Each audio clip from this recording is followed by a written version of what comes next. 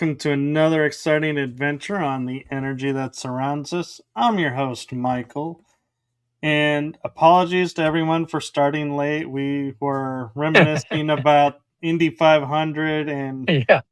lost track of the time, and so we are here now. And tonight, we are going to be taking an adventure into a world that I know many of us are curious about. And no matter what your faith background is, you have this thought in the back of your mind of what is this all about? And as I'm sure you guessed, it is the afterlife. And so I am going to hand it off to my guest who has some really cool information to share around the afterlife. And so I'm going to let him introduce himself and what he does because I just ain't going to do it any justice. So, with that being said, I am going to hand the baton over to the one, the only afterlife extraordinaire, Regan Foster. Thank you. Thank you, there, Michael. Yeah, I'll do a little introduction. It's a little crazy sometimes I get introduced because of what I do. So, people, just know if you heard a motorcycle going by there, actually in Los Angeles doing these sessions that I'm going to tell you about.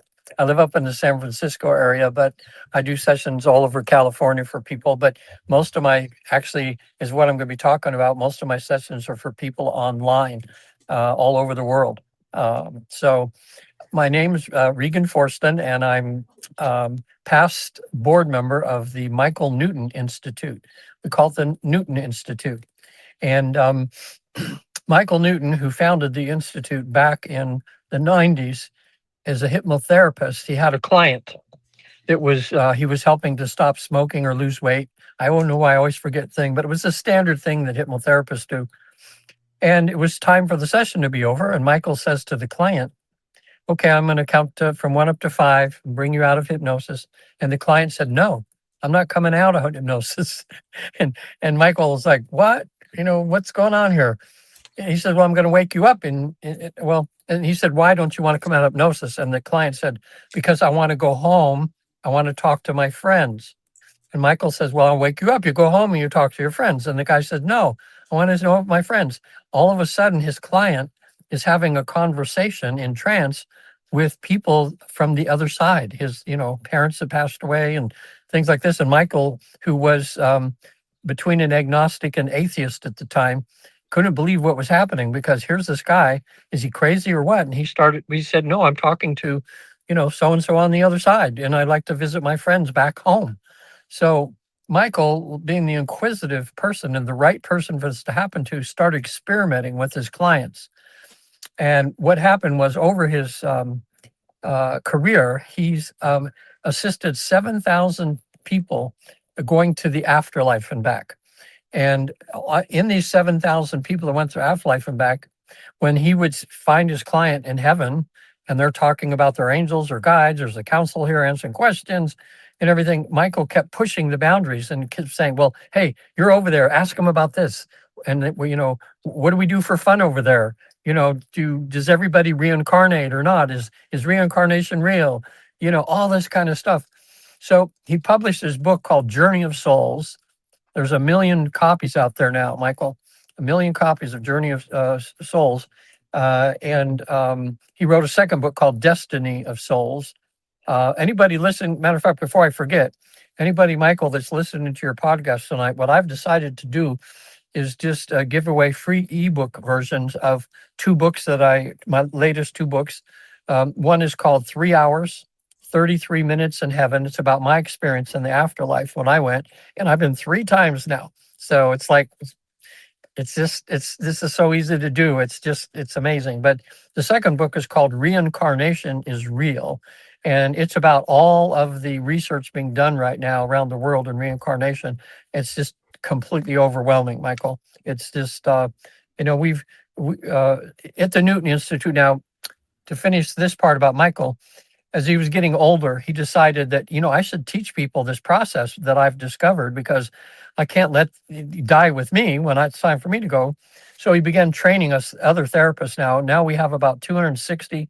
End of this year, we'll have about 275 to 80 uh, Michael Newton facilitators, and we're scattered in 45 countries. So this is a worldwide phenomenon. So what we discovered is a process. This is the big reveal here. What we've discovered is a process that allows anybody to go to the afterlife and back, actually spend hours over there in the afterlife in a drug-free, scientifically structured, easy way. In other words, there's no death here. Near-death experiences are awesome, but who wants to go through what they have to go through to have that experience? So we found a way to get people in a really deep state of relaxation, and it's basically, matter of fact, people don't have to learn anything to do this, because the process we use is something that they do every time you take a nap or you go to sleep. It's just to get you into a very, very relaxed state. And just as theta waves, scientifically, just as theta waves are coming in, most people just fall asleep. I'm communicating back and forth with the client as they're about to fall asleep, and keep them right on the edge, of falling asleep. And we found out now in this research that everybody has the ability then to access all the memories of everything they've ever been before. They can easily go to a past life, their memories of being in heaven many, many times before, as they had different lives, and they always go back home to square one. And by the way, in our research, what we've discovered is we're not created in the womb as people would normally think. Our souls are actually created in heaven. And technically, there's no such thing as reincarnation, because of the fact that, it's just the way we look at it down here in the consciousness we have here. But in the ultimate consciousness, God creates us over there. That's our home. That's where we always go back to. And so what we do is we have one life, because God created us over there, but we have many experiences coming down and putting our soul energy in different bodies to have experience. So it's really one life, many bodies, rather than, the other way around, which is what most people look at. So that discovery in its own is a game changer, because now people start realizing, oh, maybe this reincarnation thing is interesting, is something. So we've done this now with 80,000 people so far, Michael. 80,000, and soon to be 90,000 now. And the success rate is, I say, with me, it's about 90 to 92%. It kind of fluctuates. When the first time, man or woman, when they come to me, we get them to this relaxed state, and the vast majority of time, they're able to have this life-changing experience, whether it's on Zoom, which is, we didn't even know we could do this on Zoom until COVID. That's one of the good things that came out of COVID, is we started experimenting, doing these sessions on Zoom, and we found out we have the same success rate. It doesn't matter whether they're in person or not. I like the in-person ones in a way, because just think about it. For most people, this will be the most interesting, uplifting experience of their life. When they find out why they were born, what their mission is, why they have their parents, why they're going through so many difficult things in their life. You find all that out when you're over there. And so when you come back from that, like for me, when I spent the 3 hours, 33 minutes over there in heaven, I don't know, something just changed in me. I just became a lot nicer person. It's like my rough edges got smoothed, because I found out what my mission is for sure. So I know what I'm supposed to be doing, which is what I'm doing right at this moment, Michael. So when I get invited on a podcast, or someone comes up and talks to me about this, or here's what I do and wants, everybody that comes in my sphere that I talk to, I just know that God sent them, and I'm supposed to help them in one way or another. Personally, now I've done just over 400 sessions myself now with clients, with a 90% success rate. And oh man, I'll tell you, Michael, this job is the best job anybody could have, because I'm sitting right next to people that are having this life-changing experience. And through them, because they're telling me what they're seeing, and then it's up to me to. Michael says, before he died, he says, I want you people that are taking over, don't get stuck in the way of doing things. here, I've got a way that we know we can get people to afterlife, but just keep pushing the boundaries, keep asking questions, pushing this further. We want to find out as much as we can about what happens on the other side. And we keep doing that. And oh boy, ooh-wee. I just tell you, what even when I had the experience and I became a therapist and I started doing this, the things that would happen, my eyes would roll sometimes like, oh my God, really? That's possible or whatever. So things that were unbelievable to me even then have now, after doing this for 10 years, have become believable. And I'm seeing, because our pre our programming, the way we've been brought up in this country is we're finding out is very narrow, on what God is and what the reality is. And everybody can tell now with what's going on, people listening now or listen to your podcast later, we can all feel there's a there's a shift going on that's tearing everything we learned about ourselves, about God and everything. It's all coming tumbling down. And that's scary for a lot of people. But with my experience, I want to have people on the other side and they ask what's happening now. What they're saying over there is we are, as a planet, our frequency is being raised. There's enough people on the planet that are aware enough about God, aware enough about the true reality of things, that it's going to cause the frequency to raise. And anytime the frequency raises, the things that worked in those lower frequencies start falling apart. That means politics, religion, everything, because as we ascend into this higher frequency, everything has to become new. It's like a new set of clothes, with a new awareness. So what they say over there is like, it's like we're going through the rapids right now and things are changing. So don't let fear make you fall out of the boat and drown. Some people are going to do that because they can't handle all this change, but it's coming. It's really coming.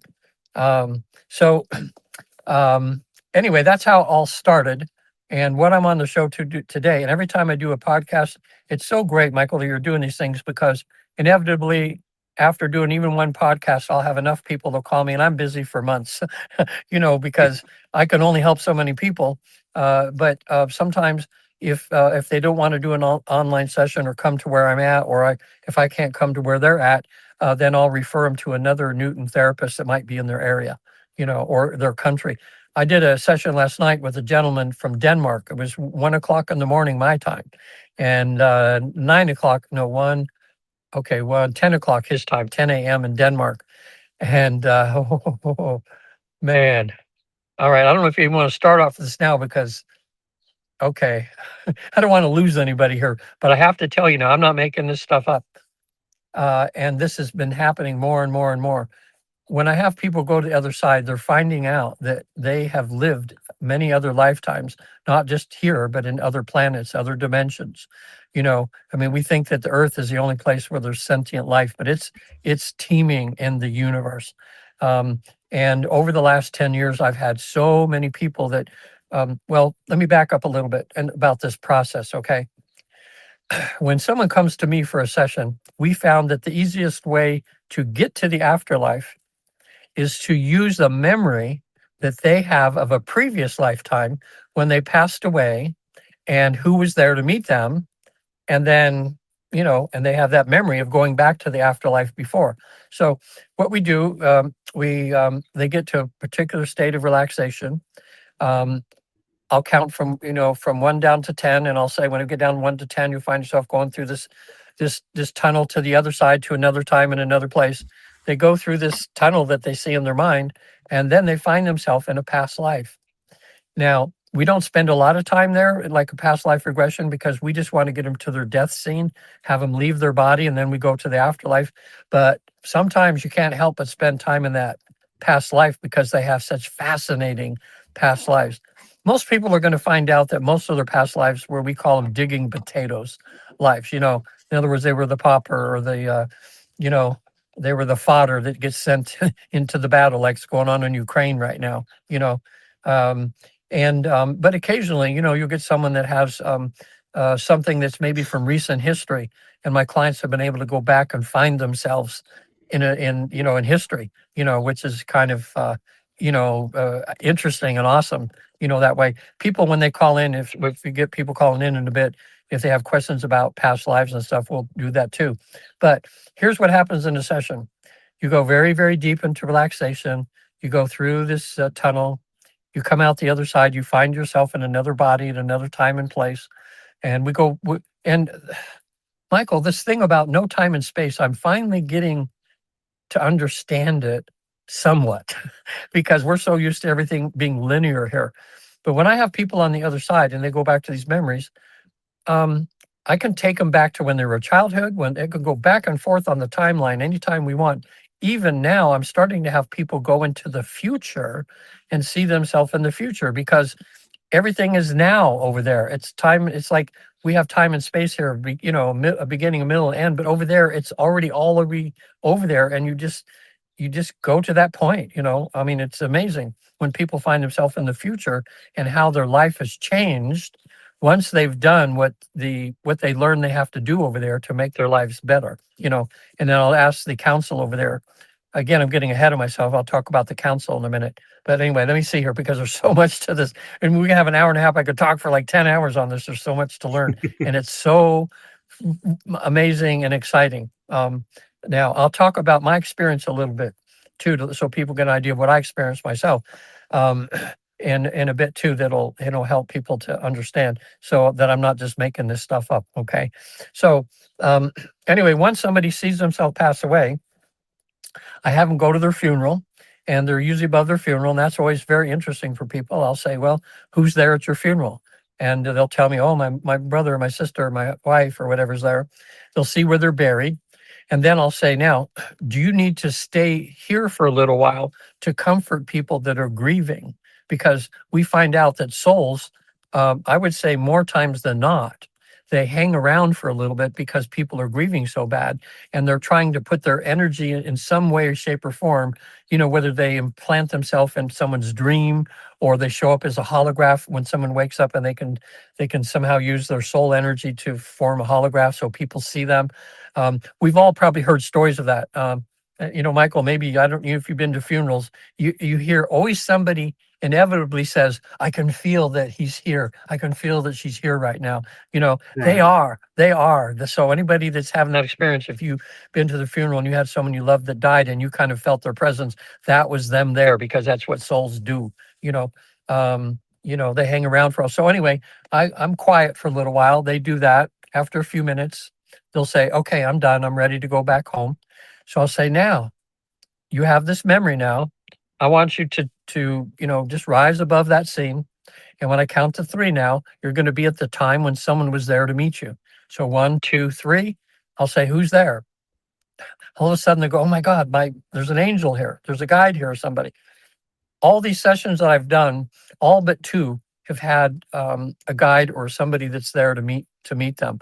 Sometimes it's a family member, who like a mother, father that's passed on, and they know that my client's having the session and they want to jump in right away. And so someone goes, "Oh my God, my mom's right here," and I go, "Good." Say, go say hi to mom. Maybe she passed away 6 months ago or 6 years ago or whatever. But the mom's up there; they're looking after you all the time from up there. So anyway, and then sometimes mom will say, "Okay, now let me take you to your guide." And so we'll meet the guide. They'll get on a first name basis. And here's the thing we discovered in all this research we've been doing with these 80,000 cases now. Um, Everybody has a guide. Everybody has somebody up there that's rooting for them, that's watching over them, that's there to help them. We all do. And most people, or a lot of people can sense this, or some people have had visions of these beings in the dream state or in meditation or something like this. And they go, gosh, I just feel like there's an angel here or a guide. Guides, angel, whatever you want to call them, masters, the words are kind of interchangeable in a way, except some of the beings over there show up with wings, like Archangel Michael. He's been in a number of sessions that my clients have had, and I'll ask people, "What does he look like?" And they go, "Oh my God, he's magnificent. He's got these wings, and he's just whatever." And so, but others sometimes it's just a ball of energy that they see. But when people get to that state and they're deep enough in trance or hypnosis or relaxation is all that it is. Um, when people are over there, Michael, they see a lot of times uh, people in their in their skivvies. It's like I say that way. It's in our basic self, we're just balls of energy over there. Okay. And we have that energy, which is conscious energy, separate conscious energy, billions and trillions of conscious energy sparks, like all parts of God. So sometimes when people see their guide or something, it's just a ball of energy. But when you're in that state and you're in heaven, you don't even question it. It's just normal. It's natural. You go, oh, there he is. And I'll say, what's he look like? But sometimes, I would say more times than not, you'll see him in some sort of physical form, and male, female, androgynous. A lot of times the guides are. So they get the next step in the process. They get to talk on a first name basis with their guide, and they're feeling like, wow, I got a guide. This is awesome, And then we tell the guide, he says, well, we have some work to do here. Now, what I do, people don't just come to me and we just happenstance, just go over there and whatever happens, happens. We do this in a very structurally scientific way where we want people to prepare to have a session. And they do three things. I send them homework to do. Number one, you make a list of the questions you want to ask when you're before a council that will appear before you, because everybody, all three times I've been over there, I've had a council and they'll answer my questions about what's going on in my life. And that's most of the time. Sometimes I've had Jesus show up, and sometimes Jesus will just answer their questions, or Buddha will answer their questions, and again, I'll get into this higher self thing in a bit too. This is going to be that's one of the coolest things in this process is coming face to face with your higher self. Now, as I'm talking, I'm segueing into these things, but each one we could talk about for probably 20 minutes or so. But since I segues into this higher self thing, in these sessions, one of the highlights is when they're at a certain point, and I'll ask them when they're in this state, in this relaxed state, I'll say, can I have permission? Like Michael, if we're doing this too, I'd say, Michael, can I have permission to talk directly to your higher self? And when you're in that state, you go, yeah, sure. And then I'll say, okay, now, am I talking to the higher self? And it'll be like, yes, that's me. Whoa. And it's like this, when people look at because all this is recorded and everything, when people see the recording of this and they see the look on their face when their higher self comes out, you can tell that it's not their personality. It's a higher self comes out and says, yes, it's me. And I'll say, oh, wow. Okay. And the first thing I'll ask is to the higher self, I said, look, when you decided to come down and be Michael, for instance, and you had a plan for what you wanted to learn and everything, right? And he goes, yes. And I'll say, how's Michael doing? Is he on task for what you hoped he would be learning? Or is he kind of, fallen by the wayside and he needs to get back up and running, back on the wagon and keep moving forward? And the higher self, a lot of times will say, well, he's okay, pretty good. But, if he wasn't so lazy sometime, they'll say, it's funny what they'll say. They'll say, he needs to eat better. He needs to do this and that because I want him to be healthy. So we start having this wonderful conversation with the higher self, which is really, really good. At some point, I usually ask the higher self to stand in front of my client so my client can actually visually see the higher self, like if they were to paint it, because I try to imprint in their mind not just feeling the higher self, but actually seeing with their two eyes or their spiritual eyes. So that really helps them to, when they come back from it and they're kind of like going, I can't believe what just happened. Was that really happening, or did I make this stuff up or whatever? Well, the more that they can see the higher self and everything that way, the more real this session becomes. And that's a question. Now, see this, because this all happens in here, somewhere. Okay. It's not physical, like this right here. It's metaphysical. It's on there. So people sometimes when they come back from it, it's so amazing that some of the times they'll go, God, what if my imagination, I just imagine all that, what if, whatever. Well, that's up for them to decide, because you can decide that or not. But usually so much happens and it's so different than they even expected. And sometimes it's very, very emotional for people because, I got so many people that cry during this because the love that they feel is like they've never felt before. All of a sudden they see a loved one that's passed on. and oh my god, they haven't seen in a while, and they, oh my god, my mom's here, and they're embracing, and it's um after they think about it for a little while, the majority go, oh my god, that was the most awesome thing ever happened to me in my life, you know. But again, like they said, Michael, we were talking about before the show, the veil is thinning. We can just feel it, where it used to be 10 foot of thick concrete to get to the other side. And now, I don't know, I would say it's about a foot of dirt. Yeah. Is all. Yeah, it's mediums now. Oh my gosh, mediums are coming out of the woodwork. There's so many being trained now. There's so many, and people are starting to accept that. Yeah, God has made some people have the ability to see what's on the other side without, you know, and so the session is kind of like you become a medium. In other words, you see what the medium sees, so you don't have an intermediary, and that's what makes these sessions so real and so uh, have such an impact on people because they're seeing these things for themselves, you know, um, out there. So you don't have to have a near-death experience anymore to go to heaven and back. I'm guessing this is pretty soon because we have so much research done now. Even if people say about, have we lived many lives? Well, we've done it 80,000 times. Almost everybody does it. So you know, also, I forgot to mention too, I'm also certified with Dolores Cannon School of Quantum Healing Hypnosis, which is a fabulous, fabulous training. It's very similar to Michael Newton's. And Dolores Cannon is becoming, even after she passed away, her legacy now is being carried on, and you're seeing her all over the internet now with a lot of the videos and things that she made. She wrote 18 books and about her experience having people on the other side and back too.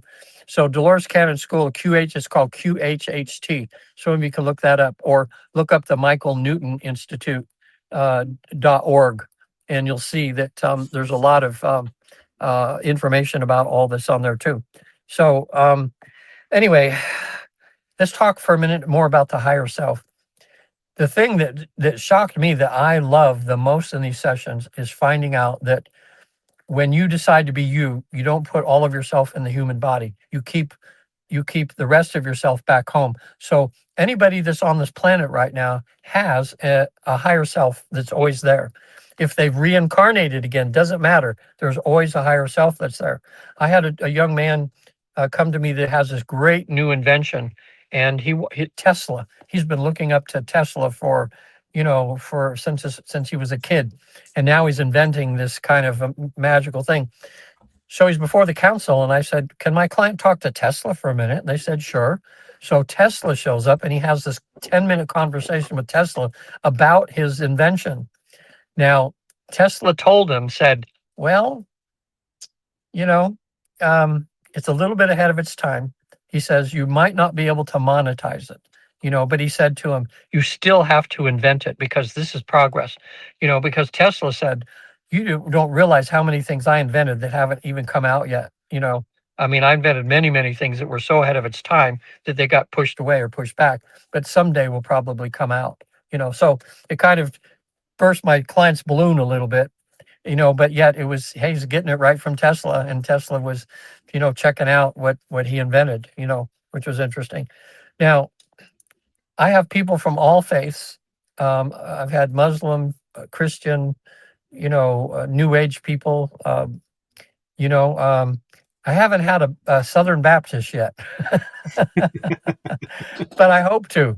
They're kind of holdouts a little bit there, but I don't think for too long. It's just too much information, coming out here about this whole thing, and it's all good.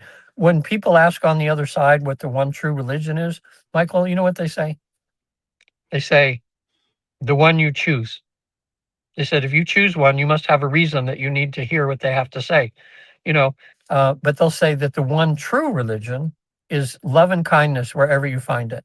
He said God can't squeeze himself into one tiny little way of looking at God. It's like, everywhere, everywhere that way. But um, sometimes people pick lifetimes where they need to come down and they need to experience life from a whole different viewpoint. So they'll pick, maybe they were Christian in one lifetime and now this time they'll be a Buddhist, or next time they'll be whatever, because each one of those is like the mountain. It's like a mountain with 100 different roads that go up to the top. And you've been up these roads a bunch of times. So you go, is soul, you go, well, I've already learned this. Let me go over here and let me go up this road and let me see what it's like over there. And what that does, it just makes a more well-rounded person, as I can say. So first thing you do, you make a list of questions you want to have answered. The second thing that I have people do to prepare for a session is a list of people they want to talk to over there. And that's people that have passed on, but more importantly, talking to the higher selves of people that are in their life. In other words, when I have couples over there, each person talks to the spouse's higher self. Matter of fact, as I segue into this now, it reminded me of I had a couple come to me for couples counseling because they had been to regular counseling for months and they were at an impasse. They loved each other, but they could not just get past what their issues were. So the psychiatrist knew the work that I did, and he said, well, look, this is going to be a little unconventional here, but I'm going to send you to Regan, and maybe he can help you out. So they came to me, and what I did is the first day, I had him go to the afterlife. He talked to her higher self. And then the next day she came, she went to the afterlife, talked to his higher self. And then when we found out what the situation was, we came back and it's finally broke the impasse because they finally went, you know what? We got work to do. You know, when they really could identify what the issues were. So that shows you how powerful this experience can be, even for that sort of thing, to let people get beyond their physical, petty kind of crap that they're dealing with and who's right and who's wrong, and go to the higher self and say, look, what are we supposed to be doing here? We're married for a reason, and we're married actually to wake up each other, as you'll find out. And why are we wanting to slay the messenger? Instead of embrace the messenger. It's like, hey, thank you, sweetheart, for showing me how awful I am. Or thanks for showing me how I need to be more attentive to you, or that I need to have better integrity when I'm around you, or whatever it is. And so that's one thing that even can be done with this. So um, you can talk to parents love talking to their teenage kids' higher selves. It's always about like, asking the higher self, what kind of boundaries do I need to set with you? Do I need to just let you kind of explore, or does your lower self, do I need to be like, hammer on, like I need to watch you every second of the way? And the higher selves a lot of times will counsel them about how to be the best parents to, how their children. Um, so also pets. Now this is going to make people who have pets, who are pet lovers, want to have one of these sessions, because we found out, just like most people know for a long time, animals have souls too. And when they die, they go back to the afterlife just like we do. In the research we've done, we found out that they can intermingle. They intermingle with the other souls up there anytime they want, but they prefer, when they're in that consciousness, to spend most of their time in the afterlife with a consciousness that's more like animals have. So when we have people that come to us and they've lost pets, or even the current pets you have, you can talk to the higher selves of the pets you currently have. A few months ago, it was so cute. A woman came to me. She had two dogs. She just loves her dogs. She had no children, but these dogs were her kids, and she loves them to death. So she's on the other side talking to them. And one of the dogs comes up and says, hey, hey, she says, you're giving him too much lap time and not me enough. And she's entranced, and she just laughs. She goes, oh my God, that's true. I've been favoring one. Okay. So she told me later, she said when she got home, she just made sure to give that dog a lot of extra loving, because he was, feeling a little left out. So that's some of the humor stuff that happens over there. Some people had pets as childhood. You had a childhood pet, and it was the first time you experienced the death of something that you loved. And that was very traumatic for kids sometimes, because they have this pet and they're with them every day and they're loving them and things. And then the pet dies or gets run over by a car or something. And, that's when they realize death happens, And so it's nice when sometimes they can have a reunion with those pets. Sometimes you're going to find, especially with cats, when they're talking to cats over there, the cat will say, well, I'm already, part of myself is already in the new cat you have. didn't you see me that I incarnated in the so and so? And that because a lot of times cats will come back quick and they'll come back, and somehow find you and be in your life again in the same life. Um, One of my clients, when she's an artist, and her cat was always mischievous, and she had this statue one time that she was sculpturing, and the cat went up and knocked it off, and it broke into pieces. And she was so mad at the cat. But it's a cat, so what can you do? So the cat died a couple years later, and a few months later, she had a new kitten.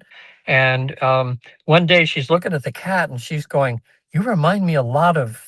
Whatever the cat's name was, the cat jumped up, went onto the TV, and bam, and knocked the thing off the top of the TV and broke it. And so she goes, "That's you, isn't it?" That's when she knew that cat would come back again. So another client of mine, she sold a company. She had invented over 400 products for dogs. She never had children of her own, but she always had dogs. And they were her kids, and they would come and go. That's the thing about you get so attached to dogs, but we outlive them generally. Okay, so you got to know at one time there's time you have to put them down because they're in so much pain or something happens. That's a hard thing for people to do. But anyway, she found out that she was born, her mission in life was to come down and be an advocate for dogs. And also became clear. She goes, "Oh my God, that's why I invented all these things and stuff." So she's retired now, and she just invited us to a table. She set up a fundraiser for the Humane Society in our county and is working with the Humane Society, helping them raise funds. We went and sat at her table. She goes, "Oh my God, I'm retired, but here I am helping dogs, animals. Oh my God, I couldn't believe it. I'm sitting at this table and they had this auction, and then people raise, we'll give 50,000. They raised 300 and something thousand. That's in Marin County. I have to put my hats off to Marin County people. They're animal lovers. And one night they raised $300,000 for the Humane Society. So, her having this session really helped her to clarify what she's going to be doing for the rest of her life now. And that's really consciously being an advocate for dogs.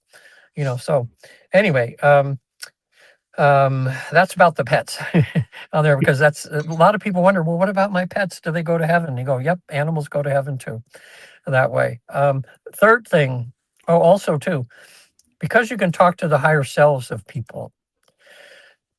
Boy, and I could segue into this now too. Boy, oh boy.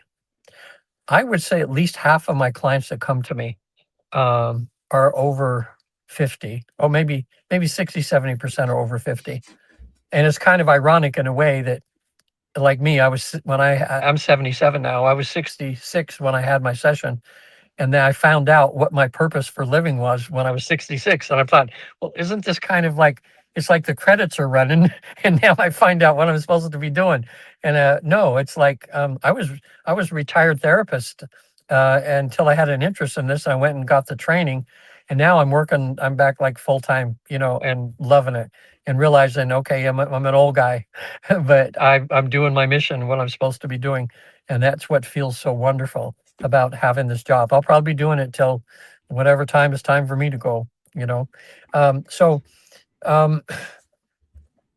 the third thing now, and this is really a awesome, awesome thing. Most people that come to me have some sort of illness of some sort, or they have a stack of medications on their drawer, for heart problems or back problems or cancers or whatever they're dealing with. What we discovered is when you're on the other side, they are more than happy to furnish a healer to talk to you about your health issues. And so usually I'd like to do it. There's a place of rejuvenation, which is another thing we can get into in a bit too, where people go. But sometimes at the place of rejuvenation, we'll ask for a healer. But more times than not, it happens when they get their questions finished from the council. And then I'll bring up to the council and I'll say, well, my client here, thank you for answering all their questions. That was really awesome. Thank you. But my client has some health issues. And can we have a healer come and talk to them and discuss it? They always say yes. And I'll say, okay, I'm going to count to three. 1, 2, 3. And I'll say, who's there? And they go, oh my gosh, there's some being, some angel or some doctor, like heavenly doctor there. We'll get their name, and then we'll start talking about the health issues they have. That's a revelation in and of itself for people when they realize why, in a sense, they've made themselves sick. Okay. Most people are going to find out that it's wrong thinking. Uh, it's that they're holding back anger. For people. They've not forgiven people that have done them wrong before. They have a sense of wanting to get even or something.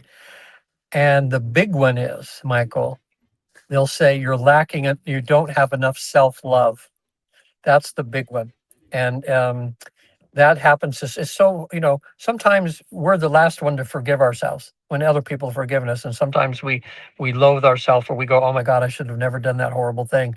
And we have a hard time forgiving ourselves. They want us to get over that. Like, come on, you're not that person anymore. As long as you've learned your lesson from it and you don't want to do that again, if you want to do it again, go ahead and that's up to you. But they mostly say they want us to be able to look in the mirror and look into our eyes with love and say, hey, dude, you're perfectly imperfect and that's good enough. And I love you. No matter how many screw ups you've had in your life and how many things you've done, you've learned from those things, and you become a better person because of those things. So let's get on with it now. Let's talk about who you are now and who you're becoming. And that's what they're really interested in. They want us to really concentrate on looking ourselves and saying, look, we're okay. We screw up sometimes, but big deal, everybody does. We're learning here, kind of thing.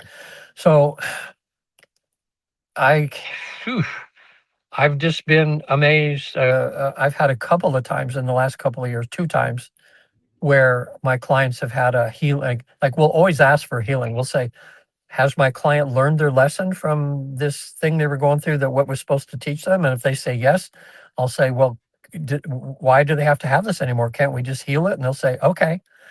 I had a woman laying on my couch, my therapist couch, and she came in with a cane. She had a frozen hip, and so she had to walk with a limp. She found out during the session that the reason she had created the frozen hip was because she was getting ready to retire from her job. She was going to lose her work family, who she loved dearly. 40 years of working with these people, they became like me. Even she loved some of them more than family. Even all of a sudden, she's not going to be seeing them anymore. She's going to have a lot of pain from that. She also joked and says, like, if my husband says he wants to make me lunch every day, forget it. He can do it himself. He says, I'm going to be around him more. I love my husband, but not 24/7. It was kind of funny that way. But there was a little bit of there, like, okay, now what are we going to do? And she was going, I don't have any hobbies and things. Am I just going to be sitting around? So a lot of fear. So they told her, in your mind, you've created your hip uh, so that you can't move forward. It was just like a physical kind of thing, freezing her hip, because it was a sense almost metaphorical about I can't move forward, or I'm afraid to move forward. But anyway, they had a nice talk with her. She finally said, oh, I understand. It's going to be okay. Because they showed her she had an amazing future coming up. And that got her kind of excited. So we said, can she have a healing? So right in front of my eyes, she's laying on the couch and she's moving around. All of a sudden, a big old loud pop, and her hip went right back in place. And she was able to walk out without a cane. So I went, okay, this is pretty cool. I had another cancer. She's 84 years old. She's 89 now, stage 4 rectal cancer. She's supposed to be checking out at any time. And we did that session with her. And now I haven't heard from her this year, but for 4 years now, every time when she has a birthday, she sends me things saying, I'm still kicking here. My cancer's not is not taking me out. And I go, good, because they whatever they did over there, she attributes it to that. Um, so anyway, it's possible to have healings that way. Last night, now the session I did for the gentleman from Denmark. I never mention people's names and things because I want to keep their stuff private. Although some people say, "Hey, if it'll help somebody, tell them what my session was like." And a lot of people have given me permission to tell their stories. Um, but I met a healer, and the healer's name was Zen. So I start talking to Zen, and my client had been bedridden for a long, long time. We found out that he had planned to come down and to have a body where he would be caused to have an illness that would keep him in bed for a long time because of some things he needed to learn about. They say that if you don't see how important and how special it is to have someone to love, and then all of a sudden you're bedridden and you have nobody in your life to love, all of a sudden you see how special that is. Okay. So sometimes people need to learn that, that way. And he somehow from other lifetimes or something needed to learn that in here. But they said he has learned his lesson. And, we are confident that he's learned his lesson. He suffered enough. And we're going to go in and work on him for a while. And it may take, or slowly over a year or two, he's going to be being healed. So Zen says, go in and ask the higher self some more questions and stuff. I'm going to be working behind the scenes. I'm going to be working on him. He said for your time in Earth, about an hour. So just go ahead. So then I say to Zen, then I'll say, okay, higher self, now can you come out? And Zen goes, yeah, I'll be here. And then the higher self comes out. So now I've got my client, the higher self, and I have Zen. So I've got three characters that are in this scenario. So anyway, for that hour, he went in there, and every once in a while, Zen would chime in and says, I'm working on this now. I'm balancing this part of his body for this. I'm going into the different organs now. I'm doing this. And so Zen was keeping me track of what was going on. So anybody out there that wants to have a session, you want to deal with your health issues, we can really dive into that. Now, um, I'm just going on and on and on and on, Michael, here, and I can just keep on going. But do you have a question you want to ask, and then I'll segue into to another part of this. I do have an interesting question for you because you mentioned listing the names of people to talk to, like their higher selves, whether they're here or on the other side. Yeah. What about if, let's say, for example, hypothetically, you have like a family member who you absolutely do not talk to, Oh. and they're on the other side now, and they want to talk to you about what was going on and why what happened. Do you ever have the chance, or not chance necessarily, but that type of person come in and like trick the person in the session to hear from them and make amends, or does it always stay, nope, I wasn't invited, so I can't go in? Well, I'm so glad you mentioned that, because that is a very important thing. And when people make a list of who they want to talk to over there, I usually say the good, the bad, and especially the difficult. Okay, because when you're on the other side, you have a chance to find out why your relationship is so difficult with somebody. Okay, here's a good example. Well, okay, two examples. The first one is a woman who came to me who had a father that was very militaristic. He never held her. He never no much physical contact ever in her life. He was always there for him. He never abused her or anything like. He was just distant all the time. So she was always trying to get his attention, always trying to get his approval. She'd bring a report card with a B, and he'd say, "What's wrong with you? You should get an A." So she never felt good enough. Well, she was just starting to build a relationship, she thought, a little bit. Her dad was in the 60s now, and she was in her 40s. And then he dies of a heart attack. So she was devastated because I never got to really connect with my father. So, and then her session was so interesting too.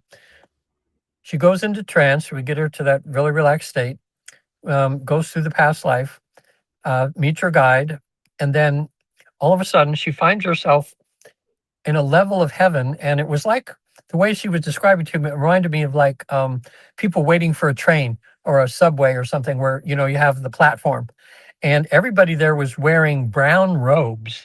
And so, I said, well, I wonder if your father's here. So I said, go up and ask somebody, tell him your father's name and ask if he's one of these in this group here that's waiting for, I don't know, maybe the train's coming by to take them somewhere. Maybe they just died or something. We didn't know. So he asked someone there, and then someone says, "Oh no, he's probably," and pointed up. So I said, "Okay, I'm going to count to three. You're going to rise up above from that, maybe as if to go to a higher level." She goes to a higher level. All of a sudden, she's standing on a platform. Everybody's wearing blue robes. Okay, so this made me think about maybe the level of understanding the souls are in heaven, and maybe they're all going, similar group with similar group. So we asked someone there, "Is her father here?" And they said, "No, he's probably," you know. So She rises above that. All of a sudden, there's this golden door. And I go, oh my God, a golden door. I said, maybe you're supposed to go through it. I mean, you wouldn't have a door if you weren't supposed to go through it. I said, I'm going to count to three. I want you to see your hand on the handle there. And so she did. I said, just kind of walk through the other side. And I'll never forget the look on her face, Michael. She's in trance and she's kind of like, what? What? And I said, what's going on? She goes, there's my dad. And I said, well, where are you doing the face thing? And she goes, he's smiling at me. And she started crying because she never felt a genuine smile from her dad ever. And here she's in heaven. She sees her dad. He's smiling at her. She's feeling love for the first time. It was almost too much for her to handle. She starts crying. And I said, okay, just enjoy that feeling. I says, I'm going to be quiet for a little bit. I want you just move over to him and have a conversation. And I want you to ask him why was he that military dad to you? Okay. So I'm quiet for a little while. A little bit later, she goes, "Okay, my dad and he's still here, but I can tell you what we're talking about." I said, "Did you ask your dad that?" And she said, "Yeah." He says, "Daughter, what you don't remember is we had this all planned. Okay, you asked me to be your father in this lifetime, and you said you needed to have a father that was very distant, father was very strict with you, that didn't show you much attention, because." In other relationships in their lifetimes, you'd always been too codependent with people.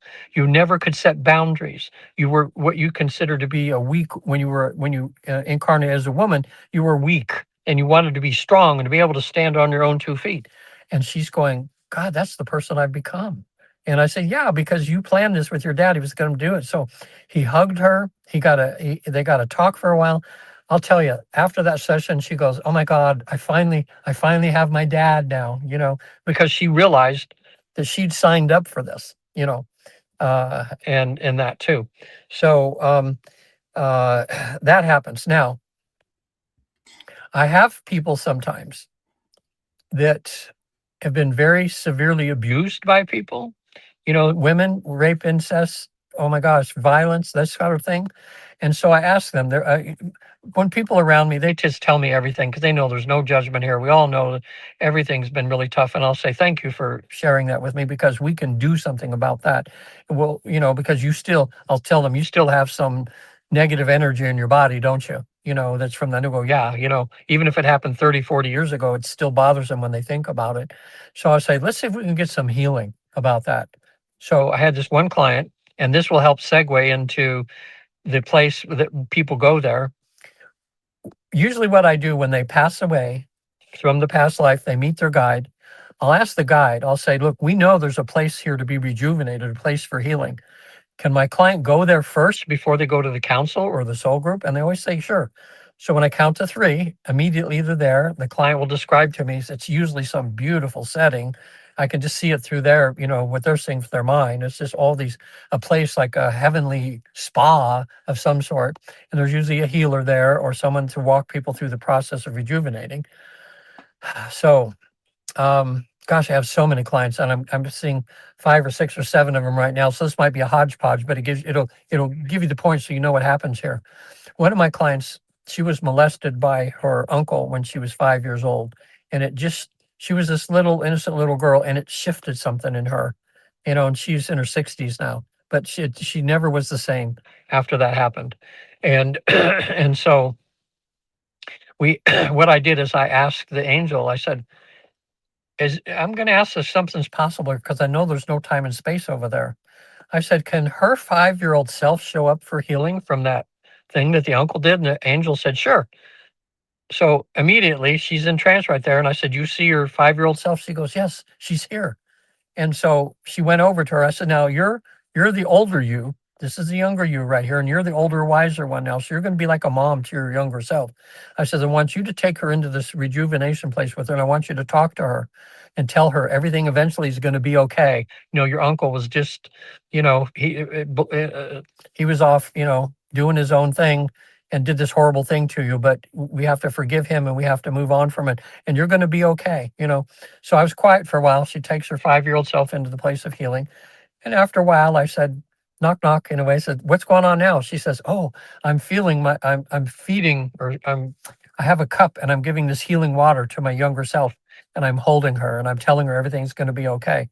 And that was an amazing session. She goes afterwards when we're talking, she goes, that was so, I mean, it was like she was right here and I'm talking to my other self and I'm holding her and and she felt so much healing from that. So not only do you have, I mean, that's sometimes the biggest thing that happens in these experiences too, when I take someone to the other side and back, is they receive some healing. Their PTSD disappears, from traumas, because they're willing to let people, go through the healing process over there.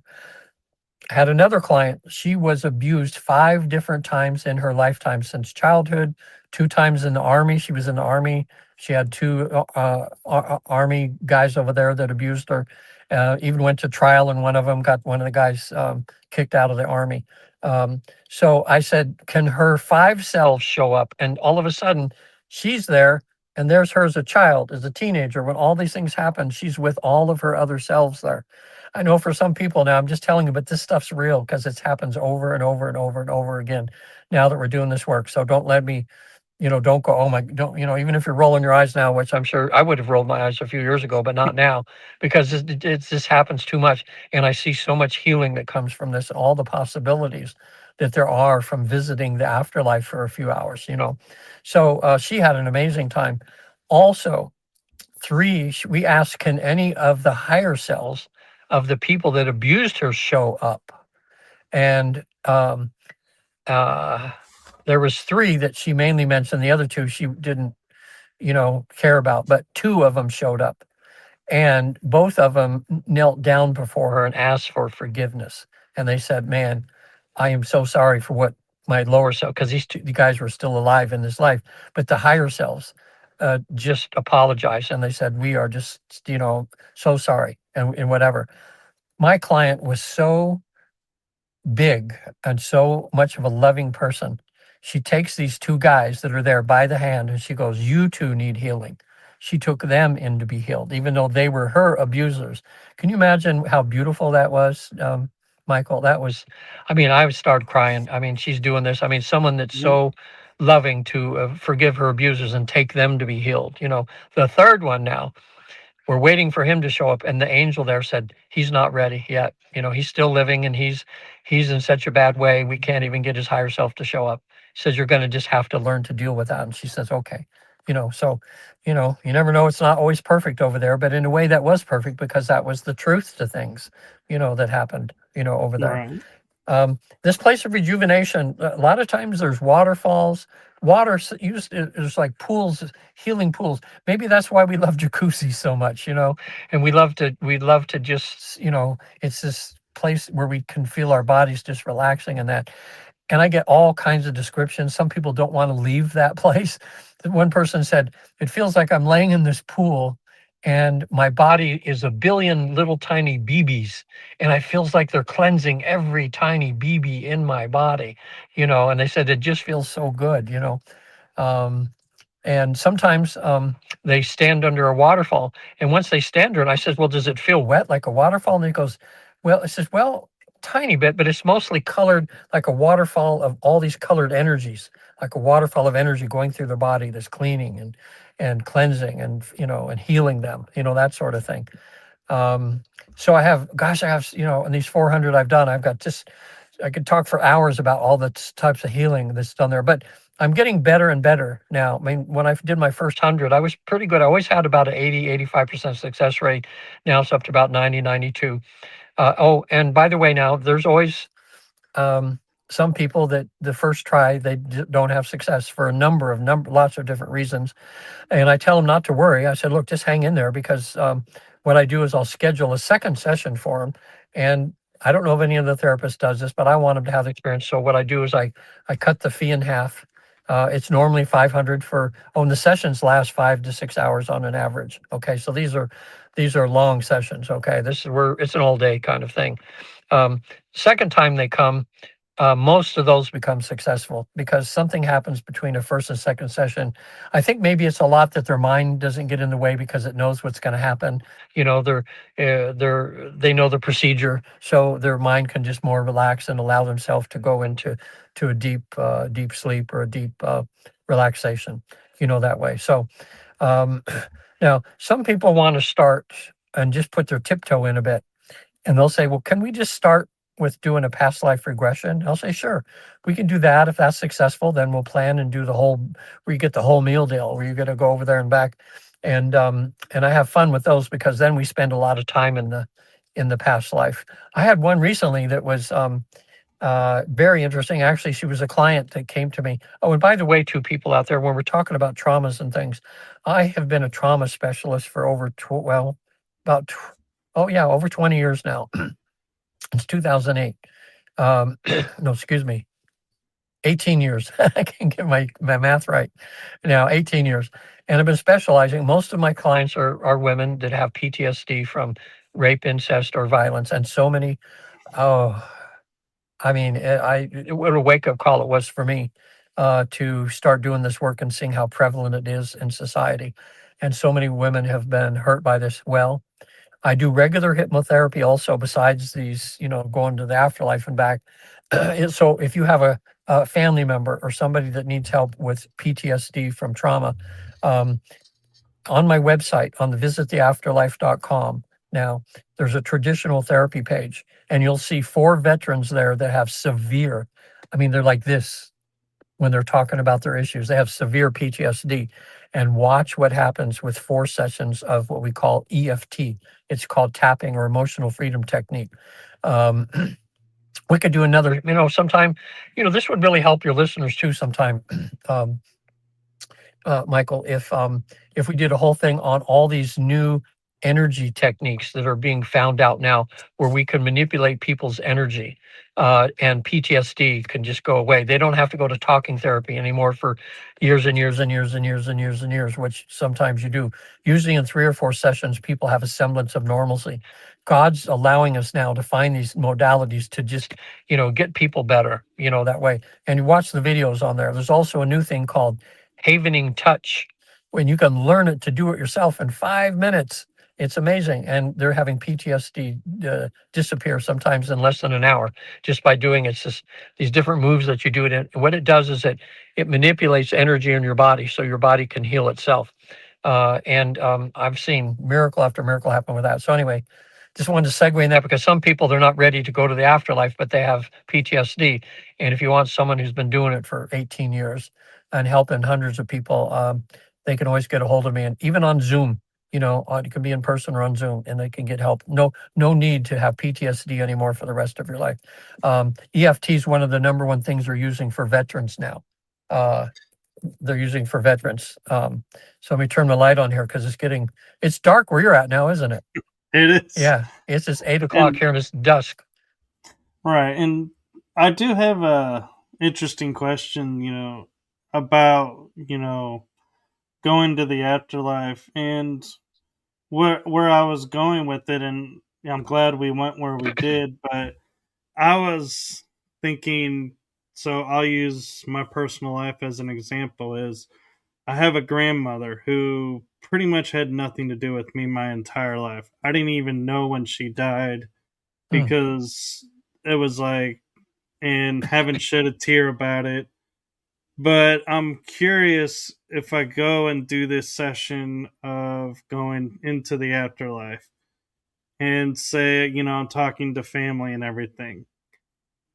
Does she have the right to enter my space and say, hey, I want to talk to you, even though I was never there for you in the real world, as we call it?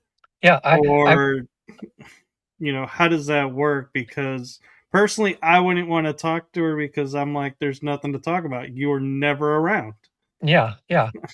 So think of it this way. Uh, when you decided to come down and create a play, like if you're in the audience watching your life, there's, you know, act 1, act 2, act 3, act 4, and new people keep coming from behind the curtain on stage and then they leave. And some people are just in the periphery. You never really see them. They're just there. I've had grandparents sometimes just come in unannounced, but when I've had grandparents that people loved and missed, we ask that they put them as part of someone they want to talk to. And when we bring up their name, that's when they appear. It's like we invite them, and they that seems to be one of the rules over there, that nobody wants to encroach on you ever on your space for any reason whatsoever unless they're invited, you know, uh, that way. What we usually do when my clients, an average person has a half a dozen to 10 people maybe they want to talk to over there. Um, and when we're finished with that, I'll say to the guide, because your guide's always with you, I'll ask my clients, where's your guide right now? They're usually over to the right, to the back. They just kind of stay there holding space for you, letting you do your thing with your soul group of all these people you talk to. So we'll ask the guide there, says, is there anybody that my client should have asked to see? Or is there anybody that wants to see him that we didn't ask for? And occasionally I'll have someone come forward.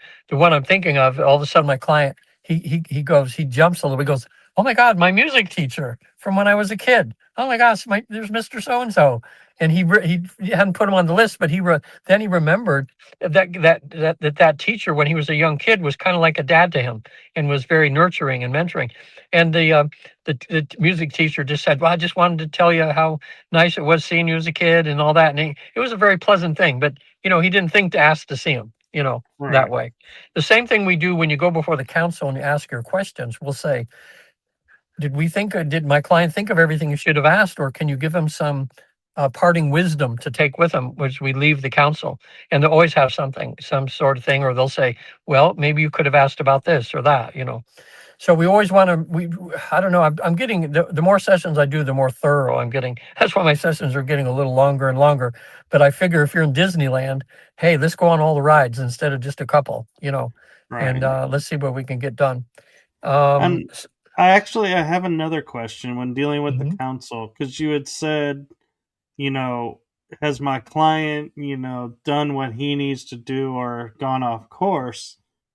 Has there ever been a time when they go, well, he did go off course, but he's exceeded where we thought, and it's like we don't want him to go back to do. We like where he's at now Oh, and doing what he's doing. It's like, whoa, we didn't see this coming. uh, Has that well, ever happened? Not exactly like that. Um, well, first of all, too, because this is a question some people have, there's never any condemnation over there of you as a soul, and what you've done is even as many. And I've had clients that have told me some things that, oh my golly, they've really done some stuff. But we all realize we've all made mistakes. It was part of learning.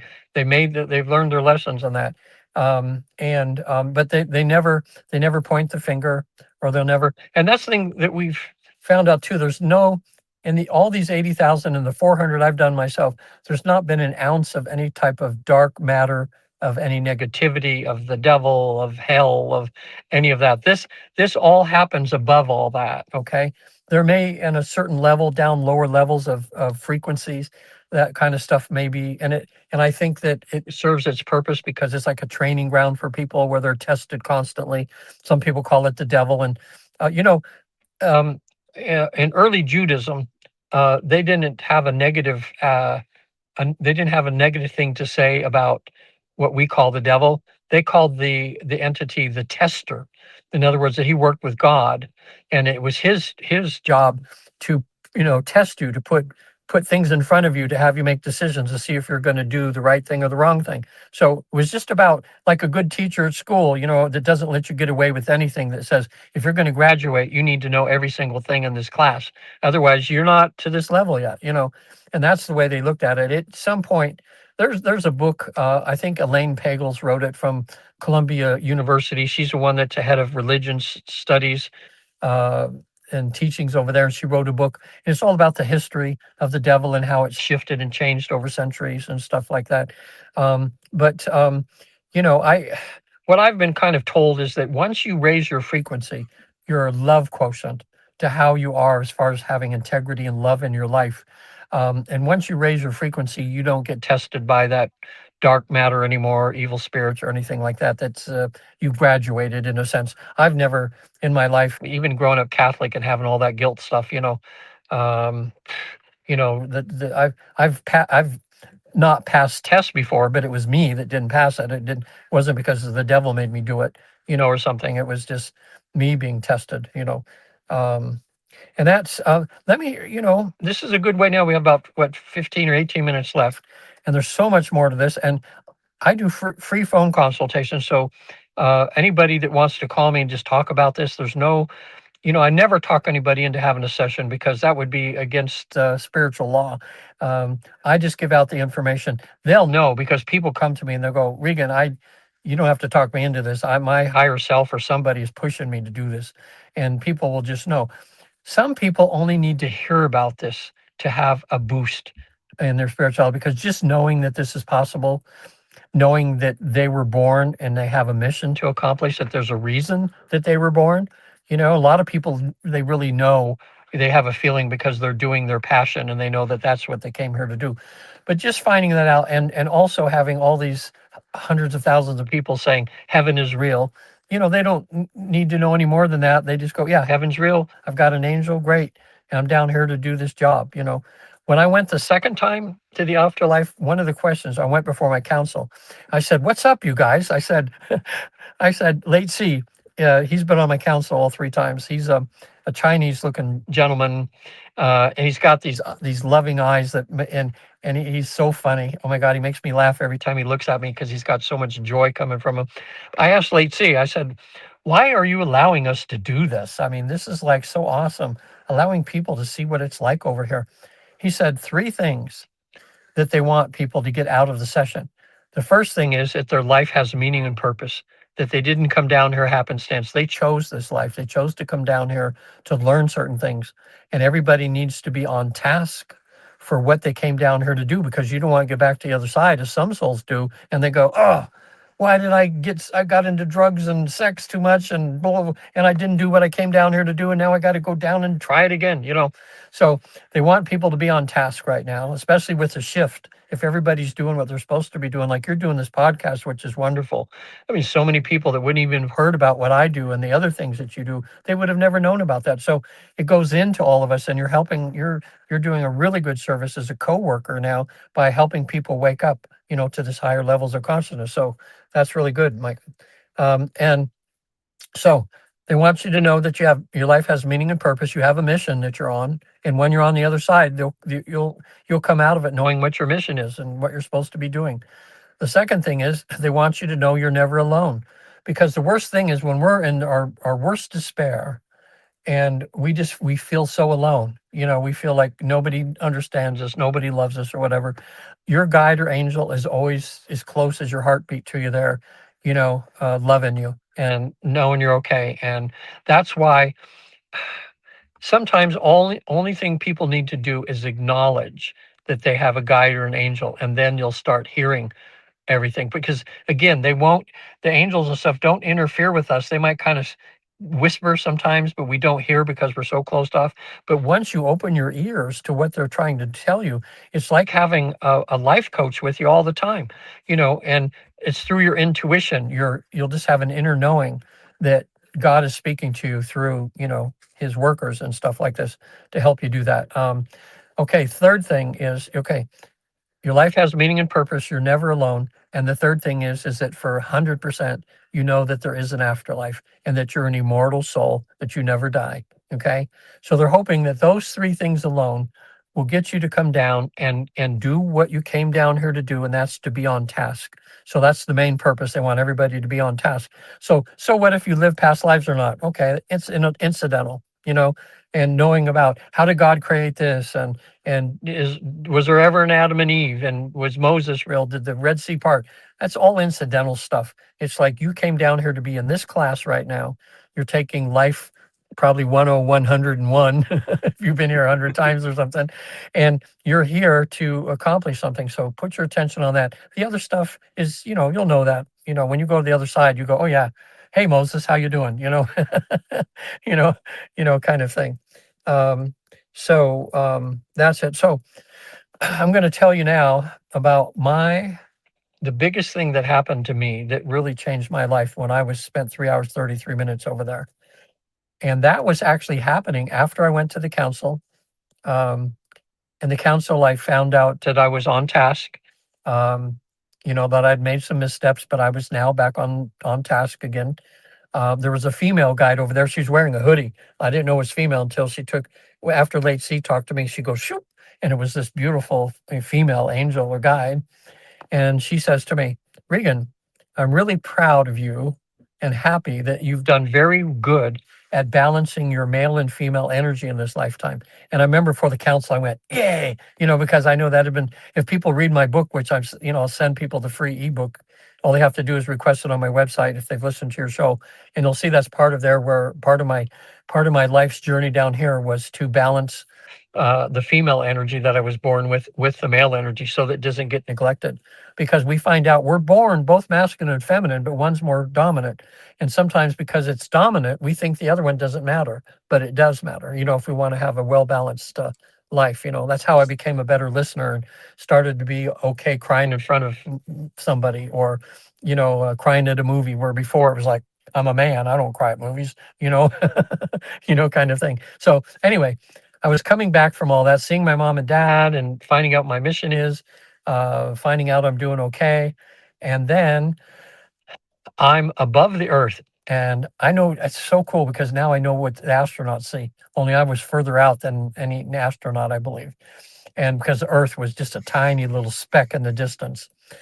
Even from the moon, you can still see the earth is pretty big, but earth was pretty small. And my guide, Rebazar, he was still with me. And I was just kind of like Superman, just kind of flying back down to earth. I'm glad he was still with me. And as I got kind of in the earth's orbit, in a sense, I said to my guide as we kind of slowed down, I says, man, that earth, look how beautiful it is. I mean, it's just floating in space, and you can see the oceans and the mountains, and yeah, man, what a gorgeous place. And then he stopped me, and we stopped cold. He said, I'm going to ask you one more time. Are you sure you want to do this work? And I knew he meant the work that I'm doing right now, doing these things for people. And I'm entranced, but I screamed, yes. Actually, I said a naughty word, but because it was coming from my gut, yeah, yes, like this. Right. And then he said, okay. So we started the earth was getting a little larger, and then I'm in trance, and all of a sudden I'm starting to feel this horrible emotional pain. And I told him, I said, oh my God, this is awful. He says, okay, let me stop you again. He says, now that you've decided to do this work, Regan, you've opened yourself up to be more empathic, and you have more of a tendency to feel the pain of other people. And he says, right now, you're feeling just a billionth of the earth's pain that's going on right now. And I happen to think at this moment, when I was looking down at earth, it's like, if you and I right now were in a spaceship and we were there together looking at earth, and looking down, we'd see bombs going off, people getting killed. I mean, there's so people crying, funerals. Oh my gosh. And it really gave me this overview of how much pain is actually going in this school we call the earth. Okay. So he said, I'm going to tell you 4 things to do. And if you don't do these 4 things, your physical body won't be able to handle what you're doing and doing this work, and you'll die. So I said, okay, can we stop for a second here? I want what? I just signed up for this and I didn't know what I'm signing up for. But he says, look, you're going to be okay, but you got to do these 4 things. And I think people listening, this is going to help everybody, not just me. He says, and then all of a sudden in my vision, I'm seeing an hourglass, and I'm seeing myself, this all happens in an instant, but I'm seeing myself decline and climb and climb. And I see in that hourglass, sand is piling up, piling up, piling up. None of the sand is going down into the bottom in the hourglass. And that was a visual image showing me if the sand gets to the top, then I'm going to die. So I got to find a way. I got to find a way to balance my energy so the sand everything just goes through and doesn't stick with me. So he says, do these 4 things. When you wake up in the morning, the first thing he wants everybody, I'm sure, not just me, but I'm sure he knows I'll be telling this prayer to other people. As you wake up in the morning, declare yourself as a vehicle for love, as a vehicle for spirit. And in a sense, you're telling yourself, okay, today I'm going to put way more pluses on the board, not too many minuses. Okay. Hopefully all pluses would be great, but sometimes inevitably we do a few little things, or at least I do. So anyway, he says, and I heard a prayer in my mind. It said, bless this day and those that I serve as I keep 1 foot in heaven and 1 foot planted firmly on earth to accomplish my mission at any cost. Okay. And I heard that prayer and I went, okay, I can do that. Second thing he said, Regan, I want you to spend more time in nature. He said, tell everybody that, because that's God's gift to us. We can all tell when we're walking in a forest or we're on a beach walking. We naturally go to these places. We don't even know why we're going, but we go and we chill. It's one thing that helps us to relax, to balance all the negative stuff we have to go through. And I saw myself walking in the forest. I saw sand going down through. Okay, just like when I said the prayer, I saw sand going down through. Third thing he said was do as many random acts of kindness as you can. He says that balances people out too. And in my mind, I was walking into a 7-Eleven store, convenience store. Someone threw a Snickers wrapper on the ground and I picked it up, put it in the trash.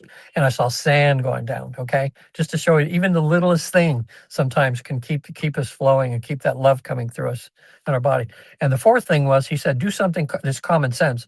He says there are a lot of techniques that therapists use to ground themselves.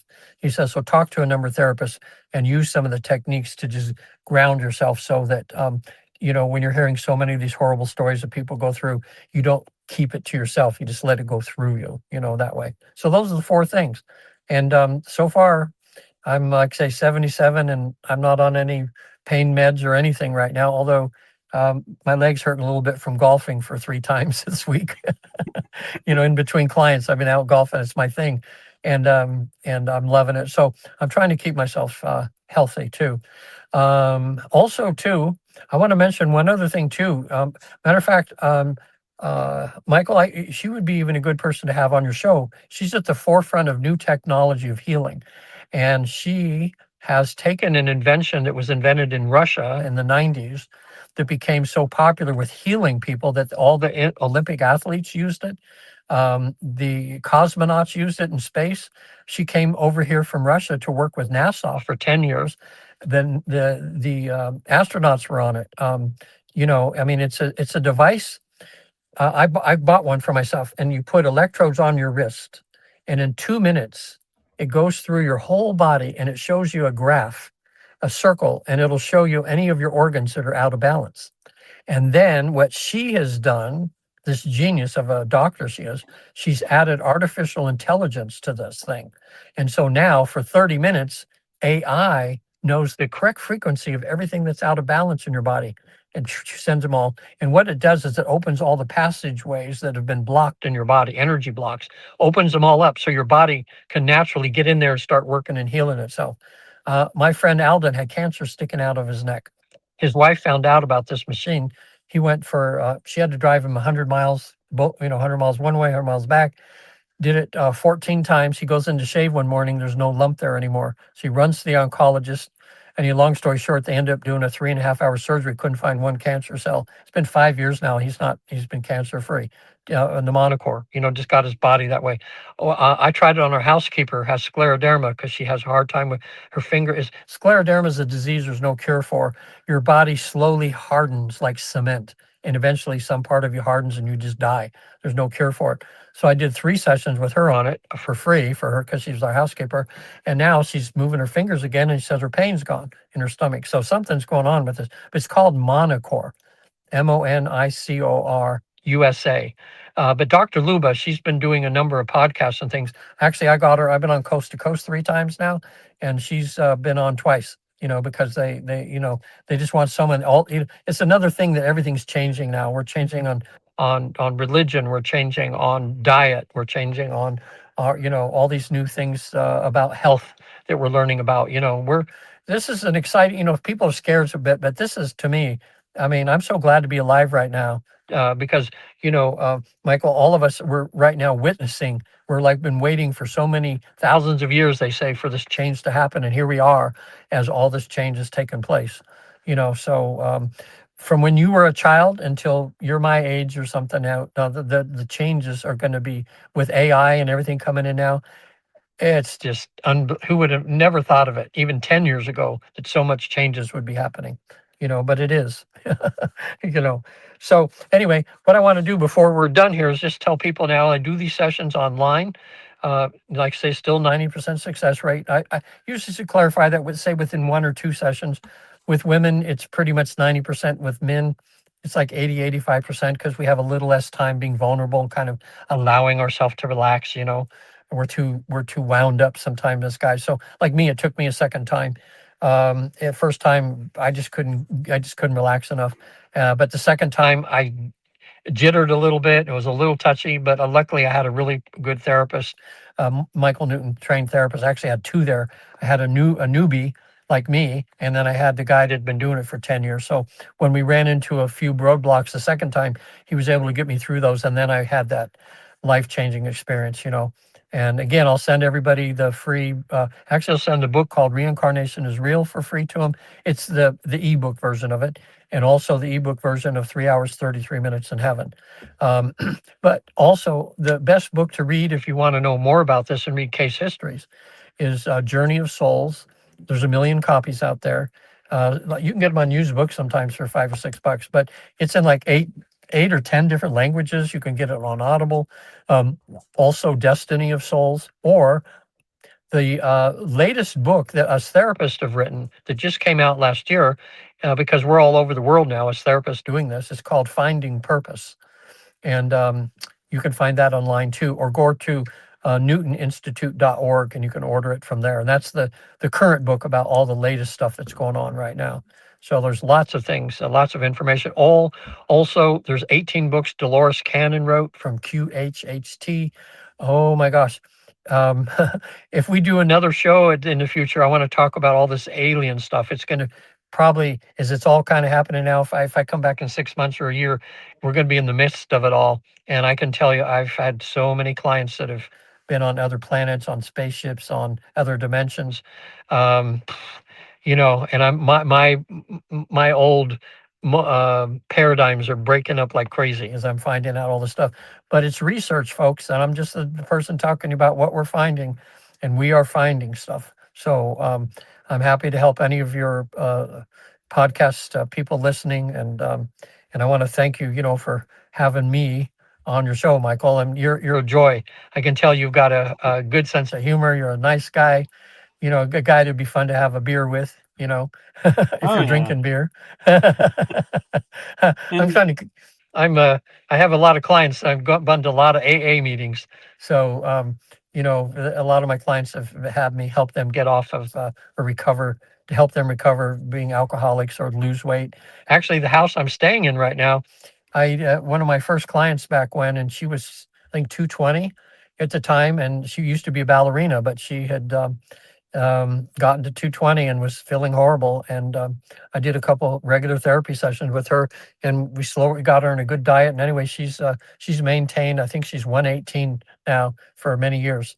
And she always says, "Oh, you helped me get there," but it's hypnosis. It's not me. It's just these modalities, really work for people. all right.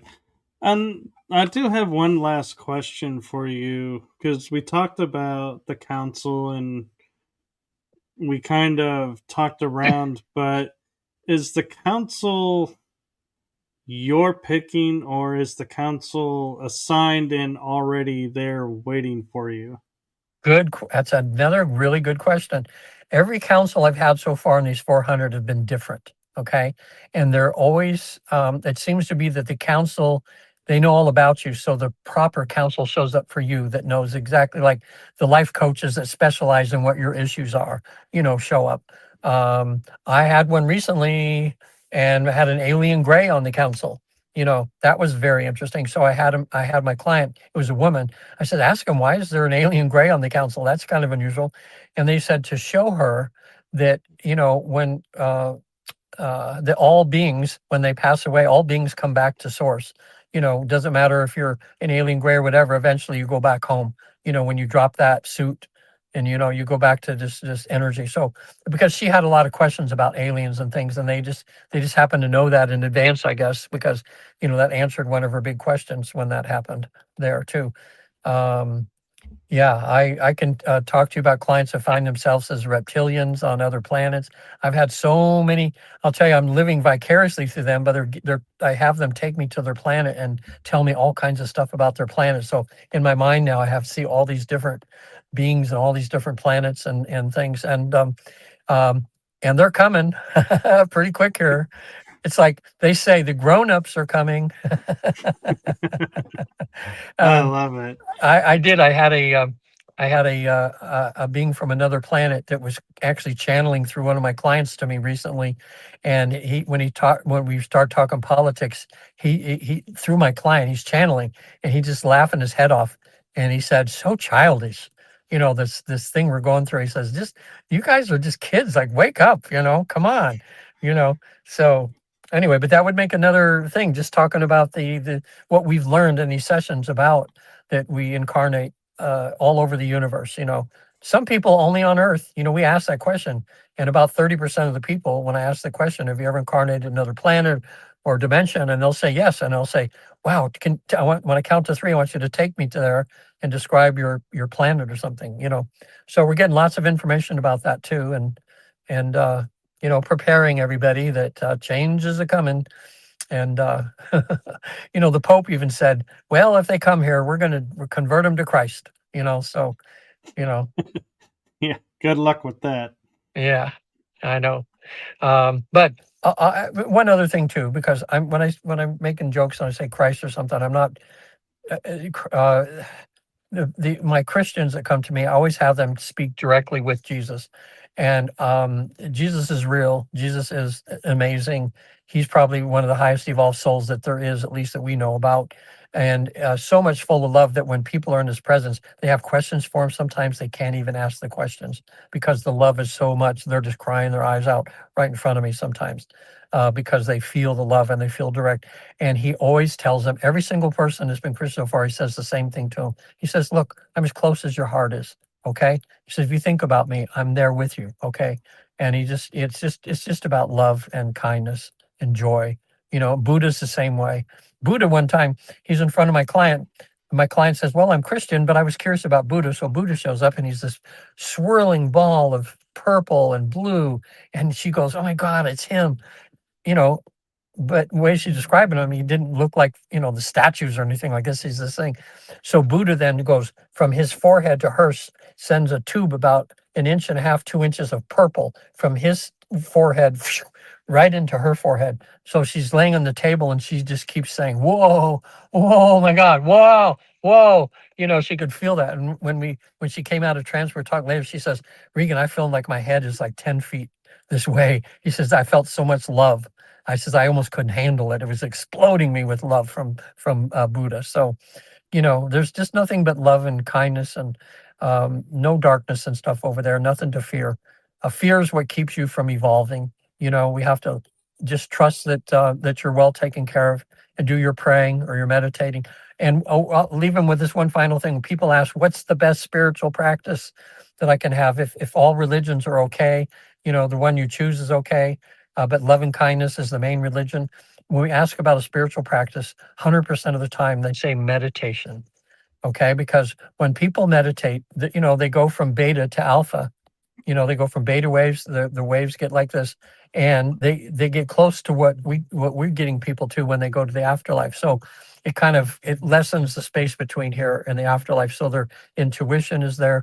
People have visions sometimes. People have out of body experiences when they're doing that. So that's the closest way as human beings that we can consciously work on connecting to the other side is meditation. Or just call it deep prayer if there were meditate. Pretty much anymore, meditation is accepted. But I remember 20 years ago, meditation, oh, that's Western, and prayer is the thing.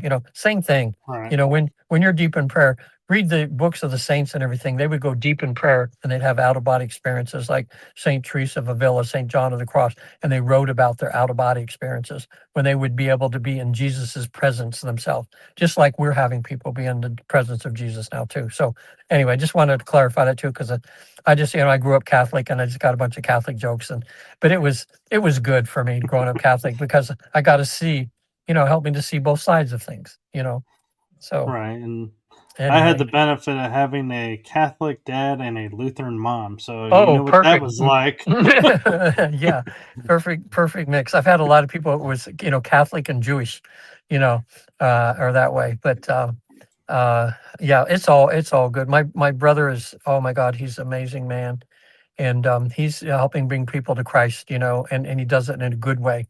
He helps people wake up to something better than himself, so he's doing really great. And my sister and brother-in-law, same thing. I mean, just beautiful people, and Christ is perfect in their life, and it's made them to be these beautiful people. So, it's all good.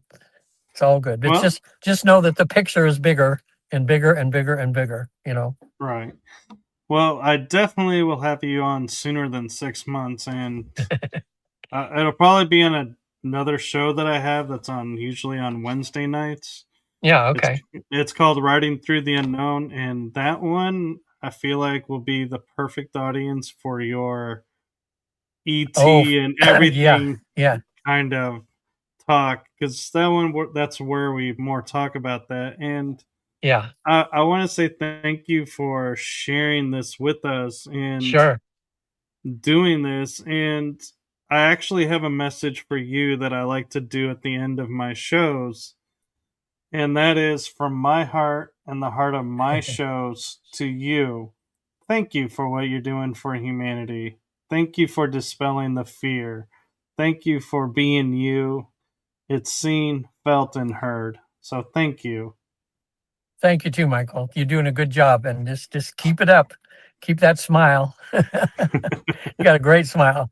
Oh, Good, thank good there. you. And made it fun today. So thank you so much, and thank you out there. And anybody wants to get a hold of me, go to the visittheafterlife.com and get a hold of me. I'll be happy to help you wherever you are. Okay, everywhere, anywhere in the world now we can do these sessions. So it's great. Yes, thank you. And thank you to everybody in the chat room and everyone watching. And do like, subscribe, and follow along, because you never know when Regan will making another appearance on this show or another show. So make sure you follow along so you don't miss out, and keep the hope. And as Regan's pointed out, keep the love too, and live the days with love. And with that, I am going to say good night, and we're going to call it a night. And we definitely will have to get a part two, because I feel like there's just so many more questions Oh, that there's a people want lot to more I didn't ask. cover. Yeah, yeah. Okay. All right, Michael. So thank you, and we're going to say good night to everyone.